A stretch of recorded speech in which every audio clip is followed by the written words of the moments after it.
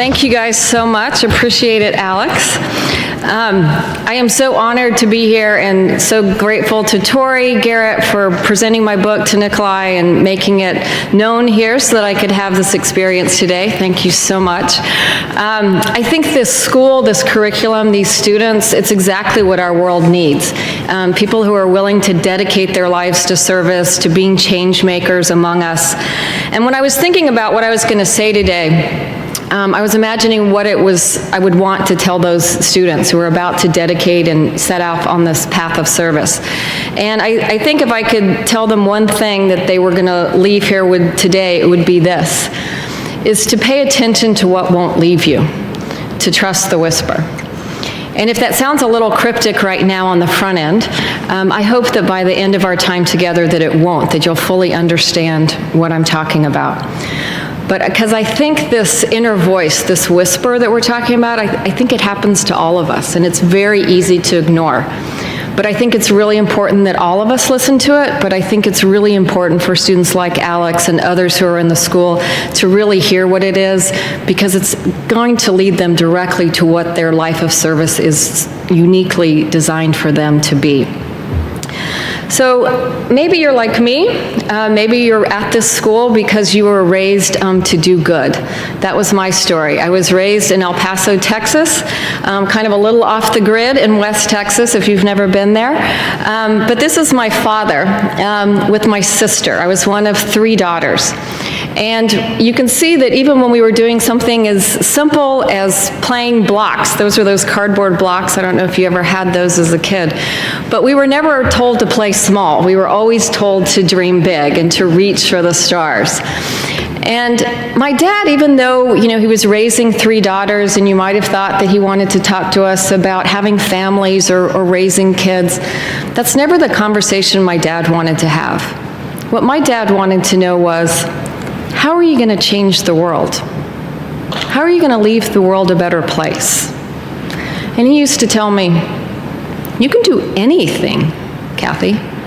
Really, anything.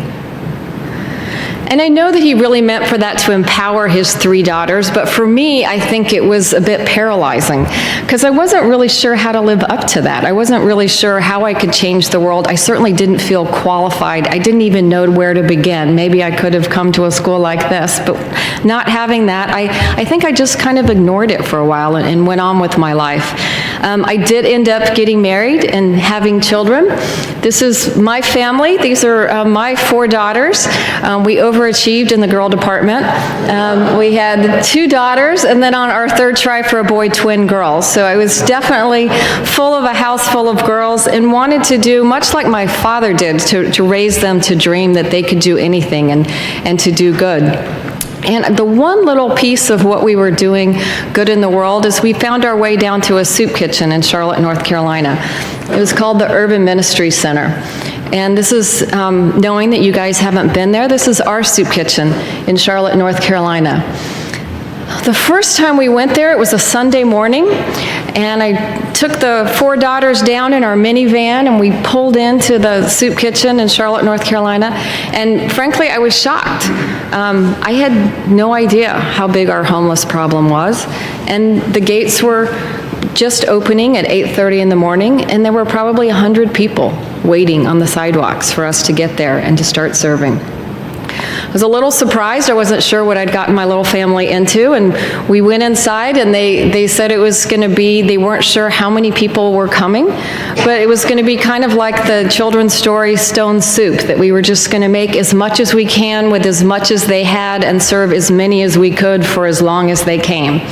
And that's what we did. And from 11:30 to 1, we served almost 600 people that first day.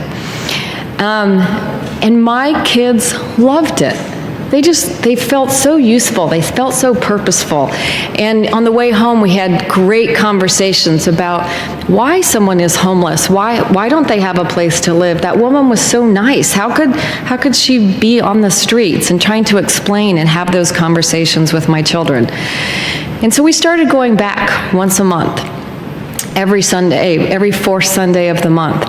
And it came to be just our favorite time together and great conversations. And I put kind of two pictures on this slide for the reason that I really wanted you to see how it was set up in that soup kitchen. The bigger picture shows what was happening in the back, and this front corner picture shows how people were served. That you took the lunch and you slid it down, the volunteers stayed back in the kitchen, and people came and get their trays and went out into the dining room, kind of like you guys are, and I would be in the kitchen, kind of behind the counter. And I show that picture because I really want you to probably understand where I was in my volunteer service, and I was squarely behind that counter for almost 10 years. I really didn't want to come around and serve people. I was fearful about getting close. I was fearful about what that might mean and about being kind of uncomfortable and with people. And I think as an adult, I thought that if I sat down and maybe got to know somebody's story or someone's name, that I was going to feel personally responsible for doing something, and I really wasn't ready to do that. My kids, however, would run around and serve soups and brownies and get all up close and personal, and I stayed in the kitchen. And I think the second reason I stayed there was I wasn't really sure how someone became homeless. I imagine their stories to be tragic and messy and complicated, and I was pretty sure that they might mirror some of my own story of growing up. I had a great parents and grandparents, but my mother was diagnosed bipolar, and so there was mental health challenges throughout my childhood. I'd never been able to help my mom. I was pretty sure that some of the stories of people we were serving were very similar to my mother, and I thought, well, if I've never been able to help my own mom, I certainly probably can't help anyone who's experiencing homelessness now.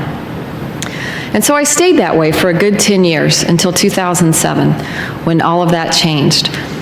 I read a book called Same Kind of Different as Me. I don't know if any of you have read that. There's a movie now that's come out about it. But if you haven't read the book, it was written by these two gentlemen. You can see their picture in the left-hand corner. That's Ron Hall and Denver Moore. And Ron Hall was an art dealer in Fort Worth, Texas. And Denver Moore was someone who'd been experiencing homelessness for almost 30 years in Fort Worth. And the two of them met in a soup kitchen in Fort Worth. I think Ron honestly tells the story on himself that he was going to go to this soup kitchen. He thought he was going to reach down in the gutter and pull somebody out, save their lives. And what ended up happening was Denver saved him right back. And they very powerfully tell their story in this book, Same Kind of Different as Me, about how they're more alike than different. But I think the most powerful thing about this book is what Ron and his wife Debbie did. And that is that they not only befriended Denver, he became family to them. And they invited him to live with them in their home, became family, and they ended one person's homelessness. Pretty remarkable, really. And when I read this book, it wasn't the writing that stood out, it was this story, it was this idea of what they had done to change someone's homelessness. This book haunted me in a way that I can't even explain. I tried to forget it. It called out from me from the bedside table, and it began what I call was my first whisper, that first really crazy, inconvenient voice that was telling me to do something that I tried really hard to ignore. And it was this. The voice was telling me that I should invite these guys to Charlotte. And I couldn't figure out why would I do that? But it was insistent, and I kept, every time I saw the cover of this book, I had this idea that I should invite them in Charlotte. So finally one day I did. I looked up Ron Hall's email address, and I sent him an email, and I said, I don't know if you ever speak, but would you ever come to Charlotte for a fundraiser? And I pressed send. 20 minutes later, he answered me right back, and he said, sure, when's your event? Except the only problem was there was no event, and I had no authority to send that email, and no one at the Urban Ministry Center even knew that I had this idea. So I had to go in and confess that this is what I had done. And we ended up, I was imagining an event like this, and we ended up having 1,000 people sign up to say that they were coming to hear these guys speak, and I couldn't figure out why I had listened to that crazy whisper. But I can tell you now the reason why is because I had a 25-minute conversation with Denver the night before the event that changed everything about the way I saw things. I was going to take him down to the Urban Ministry Center, and I was going to show him all that we were doing. Because really, it's an amazing place. We go far beyond soup. Even back in 2007, we have an art program, a soccer program, gardening, medical counseling, really everything that people needed who were experiencing homelessness. And I was really proud of it. And I thought Denver was going to see all that, give us a pat on the back, and say, first-rate homeless services, way to go. You guys are doing a great job in Charlotte. And the other thing that I thought he was going to do, he says some pretty profound things in his book. And this is one of them. The truth about it is, whether we are rich or poor or something in between, this earth ain't no final resting place. So in a way, we're all homeless, just working our way towards home. I was pretty sure that Denver was going to say something like this to one of our homeless neighbors and change their life. And I was going to get to witness that. And you probably can tell where I'm going with this. That's not what happened. I was taking Denver on the tour, and I was showing him everything, and he was not speaking. He was saying nothing. And the more that we walked and he said nothing, the more I talked, trying to make up the uncomfortable silence. And he was looking pretty much like he was in that photograph, just staring back at me. And we got to the end of our 25-minute tour, and I thought, well, that was a bust. I don't know what I thought was going to happen, but that was not what I thought was going to happen. And that's finally when Denver decided to speak. And we were in the bottom of the Urban Ministry Center with some stairs like that. And as we were standing at the base of them, he said, "Can we go upstairs now?" And I said, "Well, there's nothing up there. There's just offices." And he said, "Well, where are the beds?" And I thought, oh, well, he wasn't listening. On my tour, we're a soup kitchen, we're a day ministry, we don't have beds. And he interrupted me. And he said, "You mean to tell me you do all this good in the day and you lock them out to the bad at night?" I said, "Yeah." He said, "Does that make any sense to you?" I gotta say, 10 years. 10 years I'd been down there. 10 years. I knew that we opened our gates at 8:30. I knew we locked them at 4:30, and I had never once asked myself that question. Does that make any sense to you? I said, "No." And he said, "Are you going to do something about it?" So that was my moment, right? I could never, once Denver said that, unsee what he had made me see. There's a young social justice activist in Charlotte, and she has this quote tattooed on her ankle. "How will I live now that I have seen?" I think it's the question for all of us, maybe everyone who's at the Clinton School studying. How will I live now that I have seen? Because I think each one of us have a moment when we see something and we can't unsee it, and you have to decide, what are you going to do about it? And I tried to unsee it for a good 2 months, but it wouldn't work. So finally, I quit my job 2 months later, and I went to work for the Urban Ministry Center to try and figure out, what did this mean? How are we going to do something more than just manage people's homelessness in the day? And what we found out was that people were doing this in other parts of the country. There were some really innovative programs, and they were based on an idea called Housing First. And Housing First was really innovative. At the time, homeless service organizations were saying, you know, as soon as you are clean and sober, as soon as you have a job, as soon as you meet all of these requirements, we will allow you to have housing. And Housing First says 100% the opposite. Housing First says just by virtue of the fact that you're a human being, you deserve housing. And we are going to move you directly from street or campsite, wherever it is that you're finding shelter. We're going to move you into a home, and then we're going to ask you, what is it that you need to be successful? Because we're going to provide case management and make sure that you stay housed and that is the power of housing. And so we decided that's what we were going to do. We were going to run a pilot program, 13 people. We were going to move them directly from street to home. Started that job in January of 2008. It took us 6 months to find one landlord willing to work with us. Because by the time we got to the part about, okay, the people who are moving in, they're coming in from street to home, conversation over.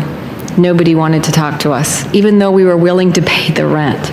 But finally, we found one landlord, and so on May 17th, 2008, it was a beautiful day in Charlotte, North Carolina, we housed our first 4 people. We finally ended 4 people's homelessness. And this is one of them, Eugene Coleman.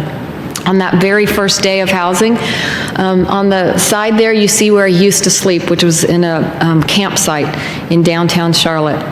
And the picture on the other side is when we handed him the keys to the apartment, not just only to the apartment, but to his new life that was going to come with case management and everything he needed to be successful.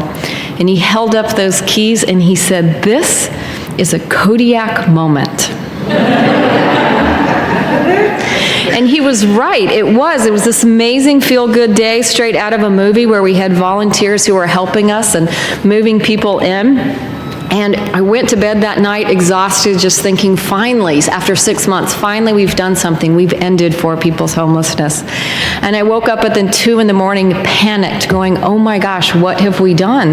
Because I don't know what's next. I was so focused on moving in. I don't even know where we go from here. And what if right now there's a giant homeless party going on with everybody, just saying, hey, we have a place to live. And I panicked and I worried the rest of the night. And I went into work the next day. And I saw Helen. If you read my book, her name was Ruth, but this is Helen, tiny woman about this big who we housed in those first 4. And I saw her, she ran up and she gave me a hug like that, which was wildly unusual because Helen was not a hugger. She did not give out hugs. She came up and gave me a hug and I said, Helen, how was your first night? And she said, great. Did you see how it rained last night? I said, yeah. She said, and I didn't get wet. I can't tell you how freeing that was for those of us who were not sure how this was going to go or what we could do or how we could be enough or do enough. And that was the bar for the people that we were serving, is that they didn't get wet at night. And it freed us up to really see what was happening in our program. And that summer didn't just transform our residents, it transformed us, because people that we thought were severely and persistently mentally ill that maybe we couldn't help, remarkable things started happening. People started saying, I never got my high school degree. Do you think you could help me get my GED? Or, now that I don't have to sleep under the bridge, do you think you can help get me into an alcohol treatment program? Because I don't need to drink as much. I would like to maybe get clean and sober. Or even things as achingly simple as, if this is really my apartment, do you think that I could plant some tomatoes? Because I used to love to garden with my grandma. And we started realizing that there was just this moral imperative to do more. This was like finding a cure for cancer and only giving it to 13 people. And so we were going to sell this to the city. We were going to make people dream our dream with us, and we were going to dream bigger. And we found out there was not only a heart argument to this, there's an economic argument. Because it turns out that allowing people to die on your streets actually costs the city money. It's an average cost of $38,000 per year to allow someone to die on the streets, and only about $12,000 a year to house them. And this became part of our argument to the city of Charlotte to say, you can believe you're your brother's keeper and there's dignity in housing, or you can do it for the money, and the idea that we're going to save tax dollars by creating these programs and dreaming bigger. So we did. We dreamed this really big dream that if we weren't going to be able to find landlords to work with us, we were going to build our own building. And it was going to have 85 units of permanent supportive housing, small individual units with case managers' offices in the building, with a medical clinic, everything that people needed to be successful. And we were so excited about our dream, we talked one donor into giving us the money, and we bought a piece of land. And it was a junkyard. And it looks really hideous, I'm sure, to you guys, but the beautiful thing about this lot, aside from the fact that we could afford it, it was properly zoned. So we didn't have to ask anyone's permission. We didn't have to listen to anyone say, not in my backyard. We could build on this piece of land regardless. And so we went out and we launched our capital campaign. We were so excited, and then we smacked into some pretty heavy reality, which was, it was October of 2008. We had unknowingly launched a $10 million capital campaign for homeless people in Charlotte, North Carolina, a banking city that had just gone bust in October of 2008. And we thought, I think we probably couldn't have picked worse timing, and we better just pack up our dreams and go home.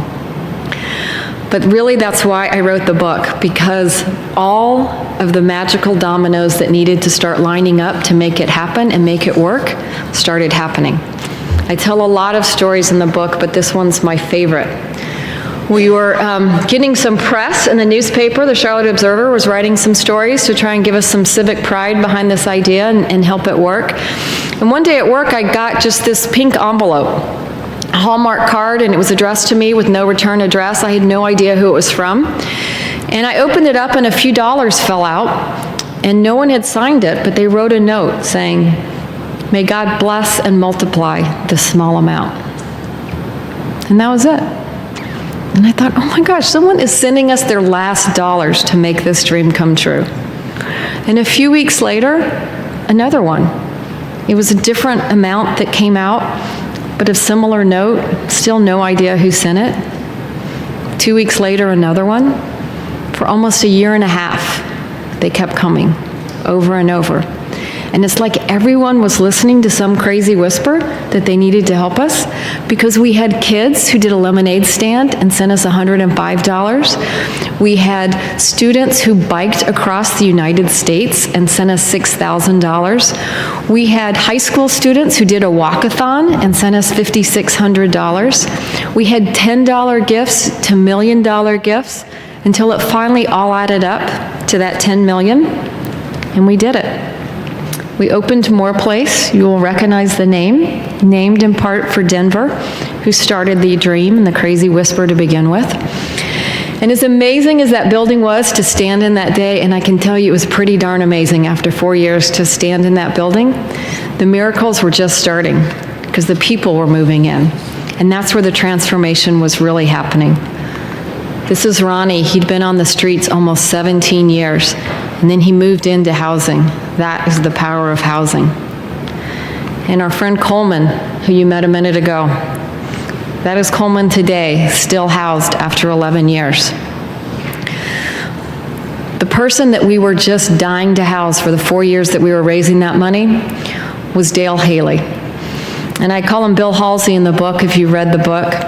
But we really wanted to house him because he had one of the most unusual homeless stories in all of Charlotte. Dale had some mental health challenges, so living in a shelter with 300 other men was not something he could do. And so he took control of his own situation. He found a concrete platform out by the railroad tracks, and he decided that was going to be his new home. He didn't pitch a tent on top of the concrete block. He dug a hole under the concrete block. He dug an 8 by 8 foot hole in the ground, and he lived in that 8 by 8 foot hole in the ground for almost 7 years, until the day that he moved into More Place. And this is Dale moving into More Place on his very first day of housing with his case managers, and a little bit later, after he'd been with us for a while and welcomed home.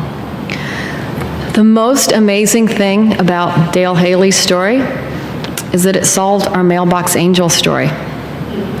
Because what we didn't know, what Dale couldn't tell us, is that he had a mom who loved him, and she didn't know how to help her son. But she read about More Place in the paper, and she thought, a place like this could really help my son. And I don't know if it's ever going to help my son, but I can help somebody's son. So I'm going to send my prayers and my $5, and I'm going to hope that one day it helps my son. And it did, because the person who was sending those notes all those years was Frances Hailey. It was Dale's mom. Pretty unbelievable, right? Hard to make that up. I love telling that story because it's so unbelievable, but it's also such a great reminder that when you're doing this work of change, it takes all kinds of people to make it happen. To create change, we need people like the students who are going to be dedicating their lives to service and who are going to be learning the best practices and putting those ideas at the forefront and waking up to make change every single day. But also know that creating change involves a lot of people like Mrs. Hailey, and maybe some of you in the room who are just going to do whatever step that it takes, using your time and talent to move that ball forward too. And I think that may be the one thing that you may not be able to learn in a classroom or even your field work, because there's a miracle factor that happens when you're out creating change in the world that you really can't predict, you can't see, you can't plan for.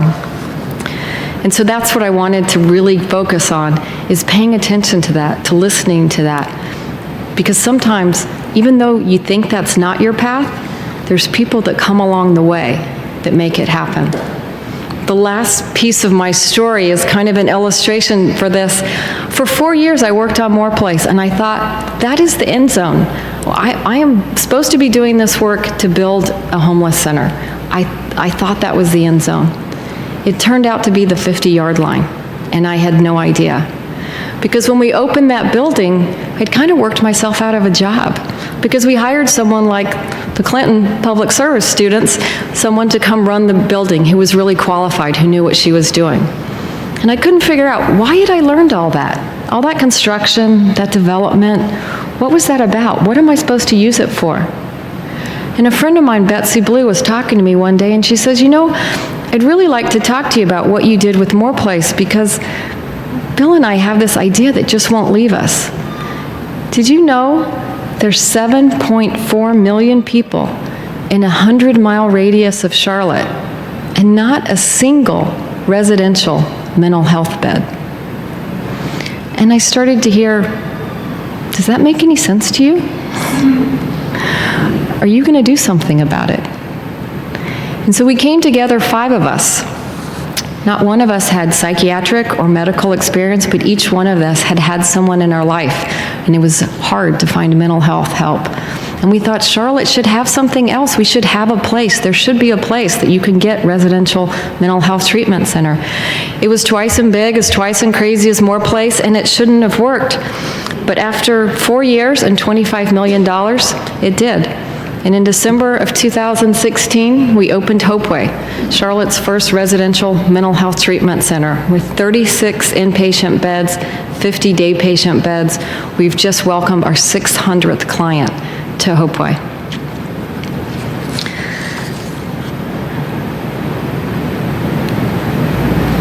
Finally, all of that came full circle to me. Why had I grown up in a home with a mom who was bipolar? Maybe so that it would imprint on me, so that when someone said, we need to do something about it, I would say yes, because it wouldn't leave me. And that's what I hope I leave each of you here with today. There's so much you need to learn when you're working on social justice and affecting change. There's so much I wish I had known before I headed down the path of homelessness and mental health. But I believe now, a decade in, there's also a part you can't know. That part you can only see looking backward, when you're looking at all of your dots and how they added up.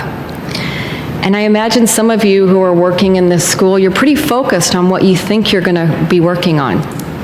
But I guarantee you, no matter how much you learn, no matter how much you plan, there are going to be unpredictable turns in your story. If you're paying attention, you're going to meet a Denver who makes you see things you didn't thought you could see. And maybe a Mrs. Hailey that you can't quite figure out how she landed in your story. And maybe even a Betsy Blue, who feels like she's pulling you off path and off mission, but it's actually the true path that you're meant to be on. The only way you're going to know is if you listen for that inner voice, and you listen for the whispers, and you listen for what won't let you go. Pay attention to what won't leave you. Trust the whisper. For me, it began with Denver's voice. It wouldn't leave me. Then building a building. Couldn't stop hearing it. And then residential mental health beds. couldn't shake it. What are you reading about in the paper, seeing on TV, hearing in social media, and you think, someone should do something about that? And then ask yourself, maybe I'm a part of doing something about that. I think more than ever today, we need people who will listen to their whispers. People who, when they see, they will act. People who will organize. People who will lead. People who will inspire. People who will create. I hope you leave here today and you start right now. That you don't wait till you feel qualified. You don't wait till someone gives you permission, and you don't ask. You start today, start now. From random acts of kindness to acts that will make history. Pay attention to what won't leave you, and believe you can do anything. Really, anything. Thank you.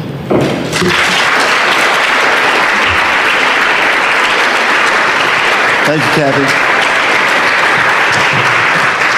Okay, we have time for some questions. If you would please raise your hands, we'll get the microphones to you. Surely this is not a quiet bunch. Yes, there's one behind you. Great. So, I'm wondering, what are some of the reasons that people were homeless? Were there certain common reasons? Yes. So there, a lot of things are similar. Mental health challenges are a lot of reasons that someone might not be able to keep housing. There's addiction issues. A lot of people I met are blindsided by the fact that they became homeless. Literally in the last 11 years, I don't think I've met anyone who said, gosh, I planned on being homeless. I mean, it really is this blindsiding collision in people's lives, whether they lost a job, they had a health crisis, a fire. There's all kinds of things that make people unhoused, and it's always surprising. And I know there's some kind of myths out there that, well, a lot of those people, that they either choose to live outside, or, they don't want to work, or this is some sort of life choice that they're making. And I would tell you in the 11 years that that's not been my experience of the people that I've met. So chronically homeless, which is where we focus our work on, someone who's chronically homeless has been on the streets at least a year or 4 times in 3 years, and has some underlying disability that makes them unsuccessful in being housed, and that is a mental, physical, intellectual disability. So in the chronically homeless population, those are probably some of the reasons that might keep somebody unhoused. I didn't hear government mentioned, which was kind of nice. Yes, I'm happy to talk about it. Well, just summarize it. Yes. Did it help you or get in your way? You said you had the junkyard and you had no zoning issues, but beyond that, there must be bigger issues. Yes, there's a lot of issues, because you really, we were determined, we're a homeless service organization that takes a lot of nonprofit private dollars, and we'd never accepted any government money up until 2008 when we started working on this project. Our hope was that if we would build one more place, we could prove the concept. It was kind of difficult to go into city council and say, hey, I swear this is working in Seattle and New York. You really need the proof of concept. And so that has been the hope, and that is what is played out. We did take in the $10 million, we had $500,000 from the state of North Carolina Housing Finance Association agency, and we eventually, our last dollars in, our last $500,000 was from the city of Charlotte. They had denied us. We hoped they would be the first money in, the first $500,000, but we lost a city council vote. And it took us 2 years to get on the docket again, and they were the last money in, and it was a 9-to-1 vote. And the one person being the councilman whose district we were building in. It took us 2 years to talk him into it. He finally said, well, I won't lobby against you anymore, but I won't vote for you either. But his 9 councilmen and women voted for us, and so we did get $500,000 from the city of Charlotte. And I think we have done a good job. We've spoken at every every Sunday school, Rotary Club, women's group over the last 10 years to understand these concepts of what is chronic homelessness and what are the costs of allowing people to die on our streets. And so I think there has been an education that happens in Charlotte, and it kind of makes me smile when I go to places now and they're saying words like chronically homeless, and they're saying things about the cost, and they're saying that it's $38,000 per year. So we had a huge education process because we had the myth going that people were choosing that and they liked living outside. But the fact was, in 2007, 37 people died on the streets of Charlotte as a result of their homelessness, and that is higher than some murder rates across the country. And so I think as a community and as a city, you know that you have chronically homeless people who are on your streets, and so as a community, you either have to decide that it's okay for them to die on your streets, or you have to decide that you're going to make some place for them to go, because they're not going to go away on their own. They can't. Kathy, when you found this, what did you find with children? With what we're encountering, I get very emotional about this. I know. We're encountering hundreds of children Yes. who are homeless, Yeah. and they live in their car or whatever. We have no family shelters. We have them for children, we have them for men, but there are no family shelters to keep the people together. What did you discover? What's your answer? So what we've done in Charlotte is we've created a continuum of care. The Urban Ministry Center works with the chronically homeless. By definition, that's an individual. There are no chronically homeless children. You're talking about adults who've been on the streets sometimes as long as 20 years. You know, Coleman and some of his neighbors that we housed were those children that nobody helped 20 years ago. So what happens? Some of those homeless children grow up to be your chronically homeless. But so we deal with chronically homeless individuals. Then there's situational homelessness in families. And so we have a women's shelter, we have a men's shelter. Women and children are kept together. Unfortunately, boys over 18 then go and are the men's shelter. So if a mom came with her 18-year-old son, he would go to the men's shelter. And but then we have Charlotte Family Housing, which is for housing with case management, so that the families can go from shelters into housing. And I think that's what everyone needs to understand, and I think something I didn't understand. You think of shelters, and they're not interchangeable with housing. I mean, shelters were designed for people to go for 30 days. I mean, you know, it's supposed to be this emergency rescue situation.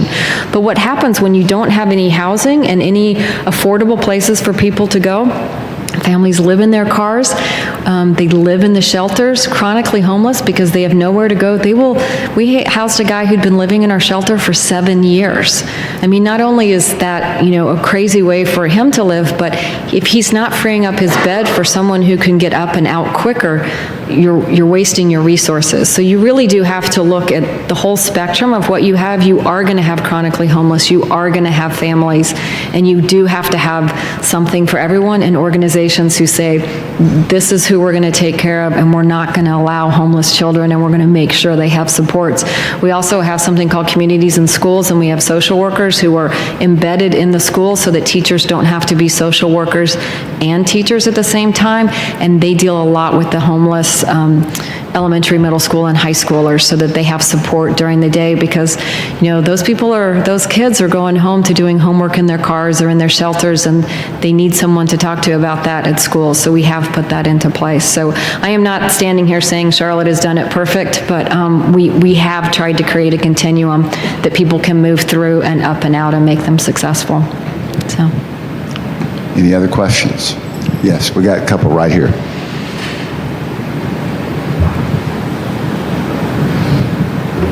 I just wanted you to talk to how you have the people that are in your in the Moore building. So do you have case managers that go out and find them, or do the homeless individuals find you? Great question.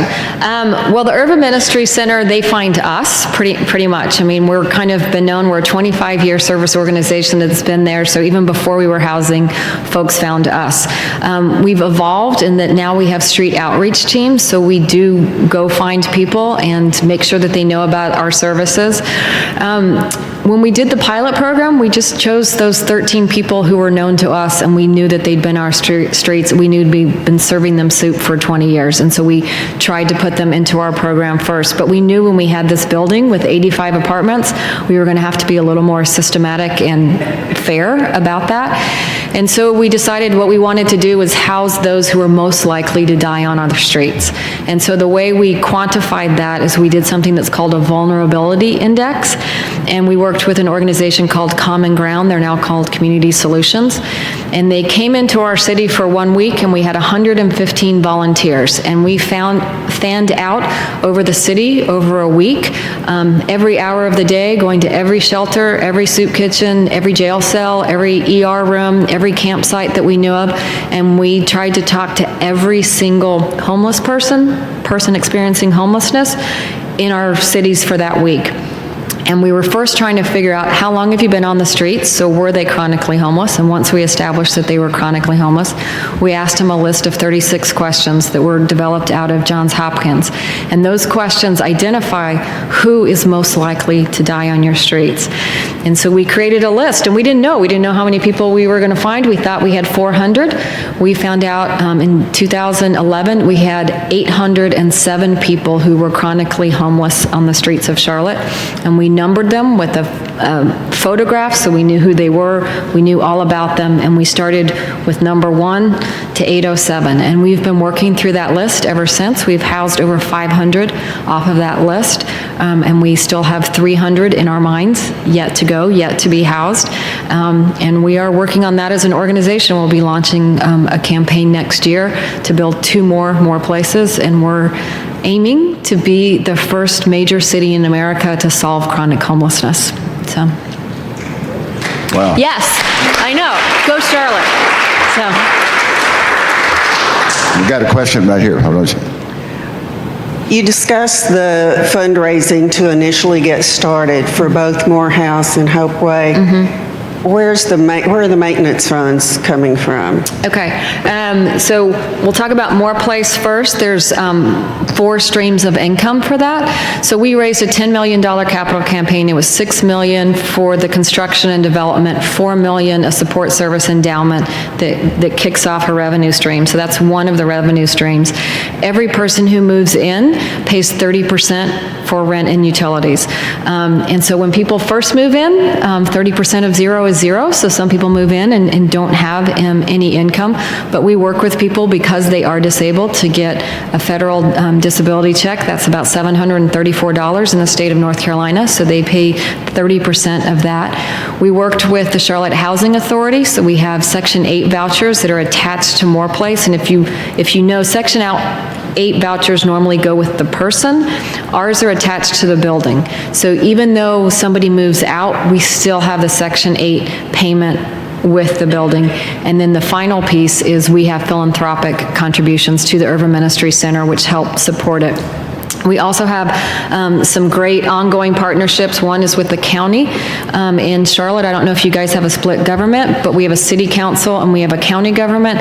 City council thinks their job is sticks and bricks, and county thinks their job is services. So we finally got our money for the sticks and bricks out of the city council. County was really great on the front end, and they said we're going to pay for 5 case managers ongoing. So even though we've expanded the program, the county is paying for some of our social workers. We have some case managers that are paid for by the Urban Ministry Center in private dollars, and that's the way the program runs. On Hopeway, we raised the money philanthropically. The $25 million came all from individuals, except for we had $2 million from each hospital. We have fighting hospital systems, and we are the only project other than the Ronald McDonald House that they've ever cooperated on, and they each gave $2 million, so that was $4 million of the $25 million. We had 11 families give $1 million each, and the other ranged in gifts from $25 to the rest. So we raised those. $5 million of that is a financial aid for folks who come in. And then we do take insurance. We did a model where we take insurance. We are now in network with Aetna, Blue Cross, Blue Shield, so that is paying, and so we're private pay and insurance that are paying the ongoing cost. I think we had a question right over here. The microphone's coming at you. So the councilman who was not a, Blocked us. I'm just wondering whether the problems that are anticipated to happen when you have a group of people come in. That's awesome. I love that question. Thank you for asking it. So, why was he fighting us? Is because what everyone thinks, we don't want those people in our neighborhood. People feel like that if you allow housing of this nature, whether it's for chronically homeless or even if it's just low-income housing, people are fearful that it's going to mess with their... so we not only had the city councilman fighting us, we had the neighborhood fighting us. If you read my book, there's some, kind of really not nice things that happened to me personally and to us when we were trying to bring this to the neighborhood, even though it was properly zoned. And we were hopeful that once we got there and we became good neighbors, that they would see, because as you could see the neighborhood, we thought we were making the neighborhood better. And that has panned out. I'm very glad to say we did a lot of things, including we have a huge community room that's probably bigger than this. We've allowed the neighborhood to come in and have community meetings there. We've had some of our staff join the neighborhood association and be part of that. When we were trying to build a second Moore Place in 2015, we encountered resistance in that neighborhood, and the neighborhood association from where Moore Place is came to the meeting to lobby on our behalf, to say, no, we get it, we know that you don't want this, but believe me, they've turned out to be good neighbors, and it's a better situation that we're here. We didn't win that battle, so we will never go for a piece of property that's not property zoned ever again, but it has worked out to be an okay thing, so, and a good neighbor. Questions? Yes, sir. Yes, ma'am. Would you talk about the ability of the case managers to help clients get and keep jobs? Okay, so first thing we need to understand on that is the population that we're serving, because they're chronically homeless, that means they have a disability. So when you are disabled and you take a disability check, you are making a choice. If you take the disability check, you're not going to be allowed to work and get more income, because that goes against what you were saying that you were disabled. So unfortunately, we have people who would love to work. They will lose that check and their only source of steady income should they work. So a lot of times what happens with our population is, because they are 100% everyone by definition to move in, they are disabled. We have people spending their time in all kinds of ways. They will go volunteer at the men's shelter. They will volunteer at our crisis assistance or our food pantries. We try to encourage people getting their online degrees or getting their GED. We have a book club, we have a yoga club, we have a running club, we have all kinds of, useful ways to spend your time. We have AA meetings in the building. But unfortunately, with the catch-22 in our system, if they actually worked, they were going to lose their disability check. We do have people who are handyman and kind of take cash under the table or doing things. Coleman does. He's a fantastic handyman. He works for people all over town, and he gets cash only because it is kind of a loophole in our system. So our goal for our clients and the people we serve is for them to become self-sufficient, that they are a good neighbor to themselves and others, that they stay in Moore Place, they cook, they clean for themselves. Our goal is self-sufficiency, and we have a 97% housing retention rate at Moore Place, and that is our main goal, is to restore people's dignity, restore them to housing. Housing is hope, housing is healthcare, and that is the main goal that we're working towards. I know there are more questions, but we also need to leave time so that you can come visit with her individually and let her sign the 100-story home. Let's thank Kathy Izard for being here. Yeah, thank you.